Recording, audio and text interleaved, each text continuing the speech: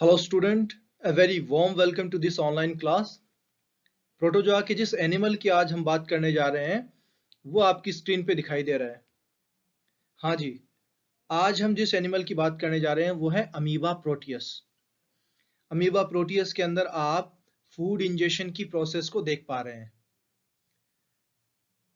तो ये जो एनिमल आप सामने दिखाई दे रहे हैं ये यूनिसेल्युलर है और इसको ए सेल्युलर कहना ज्यादा अप्रोप्रिएट रहेगा, क्योंकि एक सेल ही सारे के सारे फंक्शंस जो हमारी बॉडी करती है, रेस्पिरेशन है, एक्सक्रीशन है, डाइजेशन है, तो सारे के सारे जो वाइटल फंक्शन है वो एक ही सेल कर रही है। तो यूनिसेल्युलर की जगह ए सेल्युलर, जैसा इसको डोबेल ने कहा था, ज्यादा ज्यादा अप्रोप्रिएट है। और दूसरा, ये एक ऐसे एनिमल है जिनमें साइटोप्लाज्म और जर्म प्लाज्म में कोई डिफरेंस नहीं है, क्योंकि जैसे डेथ होती है वो सोमेटिक बॉडी की होती है। तो जब सोमेटिक बॉडी और जर्म प्लाज्म यानी आपके जर्म सेल्स और जर्मिनल सेल्स और सोमेटिक सेल्स अलग अलग नहीं है, इसलिए इनकी नेचुरल डेथ भी नहीं होती है, इसलिए इनको इमॉर्टल कहा जाता है, इनको अमर कहा जाता है। तो स्टार्ट करते हैं एनिमल अमीबा प्रोटियस।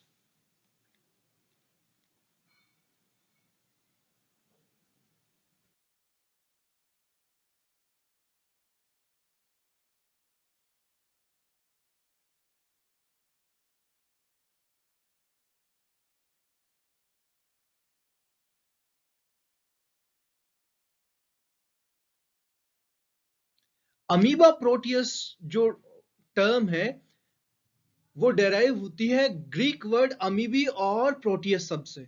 अमीबी का मतलब होता है चेंज, और प्रोटियस ग्रीक माइथोलॉजी के अंदर सी गॉड के लिए शब्द इस्तेमाल किया जाता है, जो किसी भी रूप को धारण कर सकता है। क्योंकि हमारा अमीबा प्रोटियस है उसकी शेप कॉन्स्टेंटली चेंज होती रहती है, इसलिए इसको ये शब्द दिया गया है। अमीबा प्रोटियस को जो सबसे पहले डिस्क्राइब किया था वो 1755 में रोजेनहॉफ नाम के साइंटिस्ट ने किया था, और उसके लगभग 200 साल बाद H.I. हर्सफील्ड ने अमीबा की बायोलॉजी उस पर एक डिटेल अकाउंट दुनिया के सामने रखा। इस सवाल बन सकता है कि अमीबा प्रोटियस फ्रेश वाटर है कि मरीन। तो amoeba Proteus fresh water protozoan है और लिविंग इसकी कैसी है, फ्री है। ये सेडेंटरी नहीं है, ये स्थानबद्ध नहीं है, ये मुक्त जीवी प्रोटोजोआ है, और इसके अंदर रीजनरेशन की इनॉर्मस पावर पाई जाती है। अगर अमीबा का कोई भी छोटा पीस जिसके अंदर इसके न्यूक्लियस का कोई पार्ट हो तो एक नए अमीबा को निर्माण करने में वो सक्षम है। अगर इसकी साइज की बात की जाए तो इसकी साइज है लगभग 200 से 250 से 600 माइक्रोन। माइक्रोन का मतलब है 10 की पावर -6। और इसके अंदर जो शूडोपोडिया, शूडो का मतलब होता है फाल्स, आभासी, पोडिया का मतलब होता है फीट, पाद। तो इसके अंदर जो कूट पाद पाए जाते हैं उनका टाइप कैसा होता है, ये अंगुली के भांति कुंद होते हैं, यानी इनको बोलते हैं लोबोपोडिया। हमारा अंगूठा राउंडेड एंड ब्लंट टाइप का आपके सामने दिखाई दे रहा है। ये इस प्रकार के शूडोपोडिया जिनको लोबोपोडिया कहते हैं वो अमीबा में पाए जाते हैं। और चूंकि ये लोबोपोडिया बहुत सारे बनते हैं, इसलिए अमीबा में जो शूडोपोडिया है वो पॉलीपोडियल टाइप के हैं, बहुपादी प्रकार का होता है हमारा अमीबा। अब बात करते हैं इसके क्लासिफिकेशन की, वर्गीकरण की। तो जैसे आपको पता है इसका फाइलम प्रोटोजोआ है, सब फाइलम सार्कोमेस्टिगोफोरा है। सब फाइलम सार्कोमेस्टिगोफोरा में ऐसे प्रोटोजोआ आते हैं जिनमें या तो गमनांग कूटपाद हो या जिनमें फ्लेजिला उपस्थित हो। तो हमारे अमीबा में तो कूटपाद है, इसलिए इसकी जो सुपर क्लास है वो कौन सी है, सार्कोडीना। इसको राइजोपोडा भी बोलते हैं, और इसकी जो क्लास है वो राइजोपोडिया है। देखो, सुपर क्लास राइजोपोडा, क्लास राइजोपोडिया, जिसके अंदर लोबोपोडिया, फिलोपोडिया और रेटिकुलोपोडिया प्रकार के शूडोपोडिया पाए जाते हैं। इनके अंदर एक्सोपोडिया प्रकार के शूडोपोडिया नहीं पाए जाते हैं। और हमारे जो अमीबा प्रोटियस उसमें लोबोपोडिया, इसलिए इसकी सब क्लास लोबोसिया है। इसके अंदर इसका जो ऑर्डर है वो है अमीबिडा, इसका जीनस है अमीबा, स्पीसी है प्रोटियस। अब इसकी संरचना स्ट्रक्चर की बात हम कर लेते हैं। सबसे बाहर इसकी जो प्लाज्मा लेमा, इसकी जो कोशिका झिल्ली है वो उपस्थित होती है। ये सेलेक्टिवली परमिएबल होती है, यानी चयनात्मक पारगम्य होती है। आगे की तरफ आपको सूडोपोडिया दिखाई दे रहा है और पीछे की तरफ जहां पे सूडोपोडिया डिसअपियर होता है ऐसा रिंकल्ड रीजन आपको दिखाई दे रहा है, इसको क्या बोलते हैं? यूरोइड। तो चूंकि इसके अंदर यूरोइड और सूडोपोडिया दो अलग अलग डायरेक्शन में है, इसलिए इसमें ध्रुवता या पोलैरिटी स्पष्ट होती है। एंटीरियर पार्ट पे इसके सूडोपोडिया का फॉर्मेशन होता है और इसका पोस्टीरियर पार्ट जैसा आप देख पा रहे हैं यूरोइड है। अब इसमें बहुत सारे सूडोपोडिया बनते हैं, इसलिए अमीबा के अंदर पोलीपोडियल टाइप का क्या है? सूडोपोडिया कंडीशन है। इसके सेल ऑर्गेनेल कोशिकांगों की अगर हम बात करें तो इसके अंदर चूंकि यूकैरियोटिक सेल्स है, यूनिसेलुलर यूकैरियोटिक सेल्स प्रोटिस्टा के अंदर आते हैं, तो इनके अंदर लगभग सभी कोशिकांग उपस्थित होते हैं, जैसे माइटोकॉन्ड्रिया, जैसे गोल्जी बॉडी, जैसे एंडोप्लाज्मिक रेटिकुलम। हाँ, एंडोप्लाज्मिक रेटिकुलम में नेटवर्क नहीं होता है, इसमें राइबोसोम ईआर के साथ जुड़े हुए या मुक्त अवस्था में। इसके अंदर पाचक कोशिकांग लाइसोसोम पाया जाता है। एक विशेष प्रकार का कोशिकांग भी इसके अंदर पाया जाता है जिसको हम क्या बोलते हैं? कॉन्ट्रेक्टाइल वैक्यूल, जिनको संकुचनशील रसधानी हम कहते हैं, जो इसके अंदर परासरण नियमन ओस्मो रेगुलेशन का काम करती है। इसके अंदर जो केंद्रक है उसके अंदर हनीकॉम्ब लेटिस यानी मधुमक्खी के छत्ते जैसा जालक और पाया जाता है। सामान्यतः न्यूक्लियोलस केंद्रिक हमें दिखाई नहीं देता जीवित में, लेकिन अगर इसको स्टेंड कर दिया जाए, इसको फिक्स कर दिया जाए, तो न्यूक्लियोलस यानी केंद्रक के अंदर केंद्रिक भी देखने को मिलेंगे। तो ये तो इसकी स्ट्रक्चर। मैंने इनके साथ साथ इनमें जो भोजन अंतर ग्रहण की विभिन्न विधियां हैं उनको भी ड्रॉ करने की कोशिश की है, आप देख सकते हैं इसको। अब बात कर लेते हैं इसके लोकोमोशन की, इसके गमन की। क्योंकि इसके अंदर सूडोपोडिया है तो इसमें जो सबसे आदिम प्रकार का गमन है वो देखने को मिलता है। इसके अंदर जो एवरेज स्पीड है वो है 1 माइक्रोन पर सेकेंड, और इसके अंदर जो गमन है उसको लेकर विभिन्न प्रकार की हाइपोथेसिस थियरीज को प्रपोज किया गया है, जो ज्यादा कारगर नहीं है इसमें गमन को समझाने के लिए। एक सोल जेल थियरी है, वो ज्यादा एप्रोप्रिएट है, ज्यादा सक्षम है इसके गमन को समझाने के लिए। फिर भी आप अपनी स्क्रीन पे देख पा रहे हैं विभिन्न साइंटिस्ट ने जो विभिन्न थियरीज दी हैं वो आपके स्क्रीन पे दिखाई दे रही हैं। अब ध्यान से देखें, पहली है हाइड्रोलिक जो कॉन्ट्रैक्शन थियरी सुल्ट जो प्रपोज की थी, उसके अंदर क्या होता है कि इसकी जो पोस्टीरियर रीजन है उस पोस्टीरियर रीजन के अंदर जो जेल है वो क्या होता है? संकुचित होता है, और संकुचन के फलस्वरूप वो सोल को क्या करता है? पुश करता है, और सोल के पुश होने से सूडोपोडिया का फॉर्मेशन हो जाता है। तो इस प्रकार जो सेकंड थियरी है, उसके बाद में जो थर्ड थियरी जिसमें आप कार्बन पार्टिकल का दिखाई दे रहा है, रोलिंग मूवमेंट को देखने को आपको मिल रहा है। सेकंड थियरी जिसमें सरफेस टेंशन थियरी अपन जिसको बोलते हैं, जिसमें मूवमेंट का जो बेस है वो सबस्ट्रेटम और इसकी प्लाज्मा लेमा के सरफेस टेंशन में डिफरेंस है। रोलिंग मूवमेंट अमीबा प्रोटियस के लिए सही थियरी नहीं है, क्योंकि इसमें सूडोपोडिया वो भी पॉलीपोडियल कंडीशन है, तो ये ऐसे अमीबा में तो सक्षम है जिनमें सूडोपोडिया नहीं पाए जाते हैं, लेकिन अमीबा प्रोटियस में ये रोलिंग मूवमेंट ज्यादा सही थियरी नहीं है समझाने के लिए। चौथी है वॉकिंग मूवमेंट थियरी डेलिंजर की। तो ये थियरी कहती है कि साहब अमीबा ऐसे मूवमेंट करता है जैसे हम अपने फीट का इस्तेमाल करके। ये भी ज्यादा लॉजिकल नहीं है। जो सबसे इंपॉर्टेंट है वो है सोल जेल थियरी। ये आपको याद भी करनी है कि सोल जेल थियरी हीमैन ने प्रपोज की थी और इसको सपोर्ट किया था पेंटिन व मास्ट ने। इसमें क्या होता है कि जो हमारा अमीबा है उसके अंदर जो बाहर वाला इसका साइटोप्लाज्म है वो इसका क्या कहलाता है, एक्टोप्लाज्म, एक्टोप्लाज्म।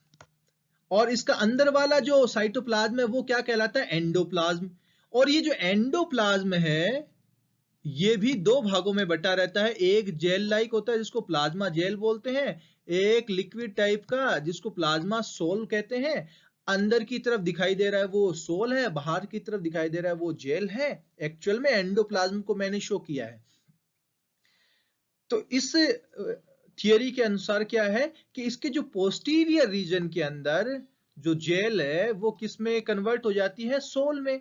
तो जेल से सोल का बनना कहलाता है सोलेशन। तो सोलेशन जो प्रोसेस है वो इसकी पोस्टीरियर रीजन में होती है, जिसकी वजह से सोल का जो अमाउंट है वो बढ़ जाता है। और वो जब वो मूवमेंट करता है तो जहां पे प्लाज्मा लेमा वीक होती है वहां से वो प्रोट्यूड हो जाता है, वहां से वो बाहर निकल जाता है और सूडोपोडिया फॉर्मेशन हो जाता है। तो आगे चलकर वो सोल क्या करता है, जेल का निर्माण करता है। तो सोल से जेल बनने की जो प्रोसेस है उसको अपन बोलते हैं जेलेशन। क्लियर है? तो सोलेशन पोस्टीरियर रीजन पे होता है और जेलेशन इसके एंटीरियर रीजन पे होता है। और इसके आगे वाला जो भाग है जो आपको दिखाई दे रहा है इसको अपन बोलते हैं हाइलाइन कैप, हाइलाइन कैप। ये एक्चुअल में एक्टोप्लाज्म का हिस्सा है। अब बात कर लेते हैं इसमें पोषण की, न्यूट्रिशन की। तो ये हम सब जानते हैं कि अमीबा कैसा है, हेटेरोफिटिक है, यानी विषम पोषी प्रकार का जीव है। और इसमें जो पोषण का प्रकार है वो कैसा है, प्राणी समभोजी, होलोजोइक टाइप का। जैसे हमारे अंदर है वैसे ही अमीबा के अंदर है, वो इंजेक्शन करता है फूड का। और जो होलोजोइक है वो तरीका कौन सा अपनाता है, वो फैगोसाइटोसिस या कोशिका भक्षण का तरीका अपनाता है। और इसका जो फेवरेट फूड है वो क्या है, बैक्टीरिया है, एल्गल फिलामेंट्स है, दूसरे प्रोटोजोन जैसे फ्लैजिलेट्स, सीलिएट्स हैं, सॉरी डाइटम्स है, डेस्मिड्स है, रोटिफर्स है। अब इसकी जो न्यूट्रिशन प्रोसेस है उसकी हम बात कर लेते हैं। तो इसमें जो अंतर्ग्रहण है, इंजेक्शन है, वो निम्नलिखित चार प्रकार से होता है। इंपोर्ट आयात हो सकता है, सर्कमफ्लुएंस सर्कमवेलेशन और इन्वेजिनेशन हो सकता है। अगर फूड मटेरियल लिक्विड है तो पिनोसाइटोसिस भी पॉसिबल है। तो आप देख सकते हैं जब एल्गल फिलामेंट इसकी प्लाज्मा लेमा को रप्चर करता है तो वो सीधा इसके साइटोप्लाज्म में पहुंच जाता है। और ये फूड इंजेक्शन की, अंतर्ग्रहण की यह विधि क्या कहलाती है, इंपोर्ट। इसका मतलब इंपोर्ट में क्या होता है कि फिलामेंटस फूड क्या करता है, इसकी प्लाज्मा लेमा को क्या कर देता है, रप्चर कर देता है। और उसके बाद में वो प्लाज्मा लेमा रिपेयर हो जाती है।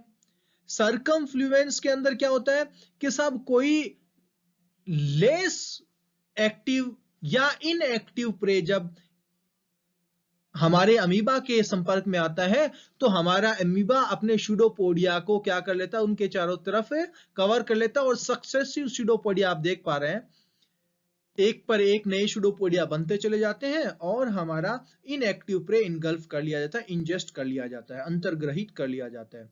लेकिन अगर हमारा भोजन क्या है, सक्रिय है, सक्रिय परिवहन कर रहा है, एक्टिव प्रे है, तो उसको सर्कमवेलेशन के द्वारा क्या किया जाएगा, इंजेस्ट किया जाएगा। ध्यान से देखिए इसमें क्या करेगा, वो ऐसे फूड कप का निर्माण करेगा, आप देख पा रहे हैं, जिसमें वो बिना टच किए, हमारे प्रे को बिना टच किए क्या कर लेगा, इनगल्फ कर लेगा। जैसा मैंने वीडियो के स्टार्ट में आपको एक दिखाया है वीडियो, उसमें वो क्या कर रहा है, सर्कमवेलेशन कर रहा है। वो किसको, पैरामीशियम है उसको क्या कर रहा है, इनगल्फ कर रहा है। तो एक्टिव प्रे को इनगल्फ करने का, इंजेस्ट करने का जो तरीका है वो सर्कमवेलेशन है। यानी वो क्या करेगा, उसकी चारों तरफ सर्कल बना लेगा और उसको इंजेस्ट कर लेगा। और जो अगला तरीका है वो इन्वेजिनेशन है, इसके प्लाज्मा लेमा के साथ टच होके अंदर की तरफ धंसता चला जाता है प्रे और अंतर्ग्रहण प्रक्रिया पूर्ण हो जाती है। अगर फूड मटेरियल लिक्विड फॉर्म में है, आप जैसा दिखाई दे रहे हैं, मैंने ब्लू कलर में इसको शो किया है, तो पिनोसाइटोसिस चैनल का निर्माण होता है और ये चैनल अंतोतगत्वा पिनोसोम का निर्माण कर लेते हैं। इस प्रकार कोशिका पायन या पिनोसाइटोसिस के द्वारा भी इंजेक्शन पॉसिबल है। हमारे अमीबा के अंदर जो डाइजेशन यानी पाचन की प्रक्रिया है वो किस प्रकार की है? एक ही सेल है, इसलिए इंट्रासेल्यूलर डाइजेशन, इंट्रासेल्यूलर कोशिका के अंदर पाचन होता है और ये पाचन लगभग 30 घंटे में पूर्ण होता है। क्योंकि एक ही सेल है तो एब्जॉर्प्शन जैसी इस प्रक्रिया नहीं होती है, लेकिन सेल के डिफरेंट पार्ट तक उन न्यूट्रिएंट्स को पहुंचाने के लिए जो प्रोसेस इस्तेमाल ली जाती है उसको बोलते हैं साइक्लोसिस, कोशिका चक्रण। ये इंपॉर्टेंट टर्म, साइक्लोसिस। साइक्लोसिस के द्वारा क्या किया जाएगा? जो डाइजेस्टेड फूड है उसको इस अमीबा के डिफरेंट पार्ट तक क्या कर दिया जाएगा? पहुंचा दिया जाएगा। चक्रण के द्वारा विभिन्न हिस्सों तक इसके न्यूट्रिएंट को पहुंचा दिया जाएगा। उसके बाद में स्वांगीकरण, एसिमिलेशन। स्वांगीकरण आप जानते हैं कि हमारा जो न्यूट्रिएंट्स, एब्जॉर्ब न्यूट्रिएंट्स हैं, उनको साइटोप्लाज्म का हिस्सा बना देना, उनको प्रोटोप्लाज्म का रूप दे देना, क्या कहलाता है? एसिमिलेशन। इसका मतलब पोषक, जो अवशोषित पोषक है उनका किसमें बदल जाना? प्रोटोप्लाज्म में बदल जाना। क्लियर है? और उसके बाद में बहिक्षेपण, इजेशन की प्रोसेस के साथ जहां अनडाइजेस्टेड फूड है वो क्या कर दिया जाएगा? अमीबा से बाहर इजेस्ट कर दिया जाएगा। तो ये था इसके अंदर न्यूट्रिशन। अब हम बात करते हैं पराशरण नियमन या ऑस्मोरेगुलेशन। हमें यहां पे जो सबसे इंपॉर्टेंट बात याद रखनी है वो ये याद रखनी है कि अमीबा का जो इंटरनल इन्वायरमेंट है वो कैसा होता है? वो होता है, आपको याद करना है, हाइपरटोनिक। क्लियर है? अति पराशरी होता है, जिसके अंदर पानी की मात्रा कम होती है लेकिन विलेय सॉल्यूट की मात्रा ज्यादा होती है। लेकिन और इसका जो इमीडिएट इन्वायरमेंट जहां ये रहता है, उस पानी की जो सांद्रता है वो कैसी होती है? हाइपोटोनिक, अल्प पराशरी। इसकी वजह से पानी लगातार क्या करता रहता है? हमारे अमीबा के अंदर एंटर करता रहता है। अब ऐसा ही एंटर होता रहा तो अमीबा क्या हो जाएगा? फूल के फट जाएगा। इस प्रोसेस से बचने के लिए प्रकृति ने इसको क्या दे दी? संकुचनशील रसधानी दे दी, कॉन्ट्रेक्टाइल वैक्यूल दे दी। और ये कॉन्ट्रेक्टाइल वैक्यूल करेगी, इस एक्सेसिव वाटर को क्या करेगी? अमीबा से बाहर निकालती रहेगी। जब ये कॉन्ट्रेक्टाइल वैक्यूल पानी को ग्रहण कर लेती है तो इस शिथिलित अवस्था को बोलते हैं डायस्टोल, और ये जब प्लाज्मा लेमा से बाहर निकाल देती है तो इस अवस्था को बोलते हैं सिस्टोल। क्लियर है? तो यहां पे हमें क्या याद रखना है कि अमीबा का आंतरिक वातावरण कैसा होता है? अति पराशरी, हाइपरटोनिक। ये इंपॉर्टेंट है। देखो, याद करने का तरीका है कि एक याद करो, सब सही करो, सब याद करो, सब गलत करो। अगर आपने याद कर लिया कि अमीबा का आंतरिक वातावरण हाइपरटोनिक होता है तो अपने आप याद हो जाएगा कि इसका एक्सटर्नल एनवायरनमेंट कैसा होता है? हाइपोटोनिक। लेकिन दोनों को एक साथ याद करने की कोशिश करोगे तो कंफ्यूज हो जाओगे। सॉरी। अब जहां से कई बार सवाल पूछा गया है कि अमीबा के अंदर जो बिहेवियर होता है वो किस प्रकार का होता है? टेक्सिस है या काइनेसिस है? देखो, दो प्रकार का मूवमेंट हम जनरली देखने को मिलता है एनिमल किंगडम में। एक टाइप का मूवमेंट है टेक्सिस मूवमेंट। टेक्सिस में क्या होता है? एक डायरेक्शनल मूवमेंट होता है। जब उद्दीपन स्टिमुलस आता है तो उसमें जो हमारा ऑर्गेनिज्म है वो या तो उस स्टिमुलस की तरफ जाएगा या उससे दूर भागेगा। तो इस प्रकार का जो मूवमेंट है उसको हम बोलते हैं टेक्सिस मूवमेंट। और काइनेसिस में क्या होता है? वो रैंडम और नॉन डायरेक्शनल मूवमेंट होता है, यानी कि उसमें कोई दिशा नहीं होती है। तो हमारा जो अमीबा है वो Texas type of movement show करता है और डिफरेंट टाइप ऑफ स्टिमुलाई के लिए अलग अलग तरीके का व्यवहार देखने को मिलता है। जैसे थर्मोटेक्सिस, टेम्परेचर के लिए अगर हम बात करें तो बहुत ज्यादा कोल्ड, बहुत ज्यादा हॉट जो वाटर है, टेम्परेचर है, वो उसको अवॉइड करता है। इसका मतलब नेगेटिव थर्मोटेक्सिस मूवमेंट शो करता है लो टेम्परेचर और हाई टेम्परेचर के लिए। और एक ऑप्टिमम टेम्परेचर लगभग 30 से 35 डिग्री के बीच में ये क्या करता है? पॉजिटिव थर्मोटेक्सिस मूवमेंट शो करता है। ऑप्टिमम टेम्परेचर इसके लिए क्या है? 30 टू 35 डिग्री। गैल्वेनोटेक्सिस इलेक्ट्रिक करंट के लिए जो टैक्सिस मूवमेंट है उसको अपन बोलते हैं गैल्वेनोटैक्सिस, थर्मोटैक्सिस, गैल्वेनोटैक्सिस, ये जिनके आगे टैक्सिस लगता चला जाएगा। तो हमारा जो अमीबा है, अगर उसको इलेक्ट्रिक फील्ड में छोड़ दिया जाए तो वो कैथोड की तरफ क्या होगा, आकर्षित होगा। आप देख पा रहे हैं कि अमीबा एनोड की तरफ नहीं जाएगा, वो किधर जाएगा, कैथोड की तरफ, नेगेटिव इलेक्ट्रोड की तरफ जाएगा। क्लियर? तो ये कैथोड की तरफ पॉजिटिव गैल्वेनोटैक्सिस मूवमेंट शो करता है। फोटोटैक्सिस की बात करें, प्रकाश अनुचलन की बात करें, तो ये बहुत ज्यादा डार्क और बहुत ज्यादा लाइट को क्या करता है, अवॉइड करता है, और जहां पे नॉर्मल लाइट हो वहां रहना पसंद करता है। इसलिए नॉर्मल लाइट के प्रति ये पॉजिटिव फोटोटैक्सिस मूवमेंट शो करता है। थिग्मो का मतलब होता है स्पर्श अनुचलन, तो ये जो इससे अनफेमिलियर टच है उससे नेगेटिव थिग्मोटैक्सिस शो करता है, और फूड के लिए पॉजिटिव थिग्मोटैक्सिस या स्पर्श अनुचलन शो करता है। कीमो का मतलब रसायन, कीमोटैक्सिस, तो ये केमिकल जैसे एसिड है या बेस है, इनसे क्या करता है, दूरी बना के रखता है। रियो का मतलब है वाटर या एयर करंट, तो रियोटैक्सिस की बात करें तो ये लहरों के साथ बहना पसंद करता है, पॉजिटिव रियोटैक्सिस मूवमेंट शो करता है। जियो का मतलब होता है अर्थ, और यहां इसका जो अर्थ निकलता है वो ग्रेविटी से, तो ये ग्रेविटी के साथ जाना पसंद करता है, यानी पेंदे की तरफ जाना पसंद करता है। तो ये था टैक्सिस मूवमेंट इसके अंदर। अब हम बात करते हैं इसमें रिप्रोडक्शन की या जनन की। तो अमीबा के अंदर सेक्सुअल रिप्रोडक्शन एब्सेंट होता है, और जो रिप्रोडक्शन का टाइप है वो एसेक्सुअल या अलैंगिक जनन। सामान्यतः इसके अंदर बाइनरी यानी द्विविभाजन प्रकार का अलैंगिक जनन पाया जाता है, जो समसूत्री विभाजन के द्वारा पूर्ण होता है। कुछ वैज्ञानिक मानते हैं कि इसमें मल्टीपल फिजन एनसिस्टमेंट के साथ पाया जाता है, जिसकी कोई जनरली एक्सपेरिमेंटल एविडेंस नहीं है। तो बाइनरी फिजन की बात करें तो एक अमीबा क्या करेगा, समसूत्री विभाजन के द्वारा दो अमीबा का निर्माण कर लेगा, जैसा आप पहले डायग्राम में देख पा रहे हैं। इसके अंदर प्रोफेज, मेटाफेज, एनाफेज, टीलोफेज, सारी की सारी फेज पाई जाएंगी, साइटोकाइनेसिस पाया जाएगा, कैरियोकाइनेसिस पाया जाएगा।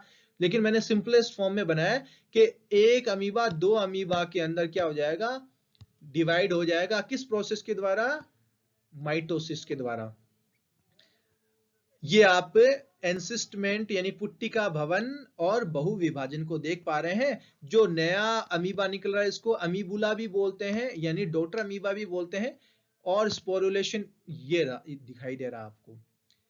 इसमें क्या होता है कि साहब एक अमीबा छोटे छोटे स्पोर में बढ़ जाता है, और ये स्पोर फिर नए अमीबा का निर्माण करते हैं। संयुग्मन या कॉन्जुकेशन एज सच रिप्रोडक्शन नहीं है, बस दो अमीबा एक दूसरे के साथ फिजिकल कांटेक्ट में आ जाते हैं और कुछ समय बाद में अलग हो जाते हैं, एक तरीके से रीजुवेनाइट हो जाते हैं, यानी पुनर्यौवित हो जाते हैं। तो ये मैंने एक छोटा सा पावर पॉइंट प्रेजेंटेशन बना के आपको अमीबा समझाने का प्रयास किया है। ये व्हाइट बोर्ड की तुलना में कितना कारगर रहा, आप मुझे जरूर व्हाट्सएप, फेसबुक मैसेंजर, टेलीग्राम या यूट्यूब पे कमेंट करके जरूर बताइएगा, ताकि हम अपनी जो टीचिंग स्ट्रेटजी है, हमारी जो लर्निंग स्ट्रेटजी है, उसको क्या कर पाए, फिक्स कर पाए, ताकि हमें मैक्सिमम हम इसका फायदा उठा पाए। आप मुझे जरूर बताइएगा आपको ये वीडियो कैसा लगा, हमें व्हाइट बोर्ड का इस्तेमाल करना चाहिए या ये वीडियो ज्यादा कारगर है। Thank you so much. जय हिंद, जय भारत।